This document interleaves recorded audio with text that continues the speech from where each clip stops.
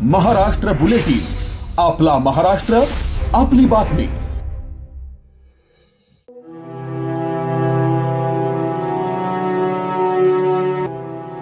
विशाखापट्टणम येथे देशसेवा बजावत असताना अल्पशा आजाराने निधन झालेले भारतीय नौदलाचे जवान संदीप जगन्नाथ महाले यांच्यावर नाशिकच्या चांदवड तालुक्यातील भुताणे येथे शासकीय इतमातात अंत्यसंस्कार करण्यात आले। संदीप महाले अमर रहेच्या घोषणांनी आणि शोकाकुल वातावरणात लाडक्या जवानाला साश्रू नयनांनी निरोप देण्यात आलाय। चांदवड तालुक्यातील भुताणे गावचे सुपुत्र संदीप महाले वय वर्ष 31 हे इंडियन नेव्हीमध्ये कार्यरत होते। शनिवारी दिनांक 21 फेब्रुवारी रोजी त्यांचे निधन झाले। रविवारी सकाळी त्यांचे पार्थिव मूळ गावी आणण्यात आले तेव्हा संपूर्ण गाव शोकसागरात बुडाला।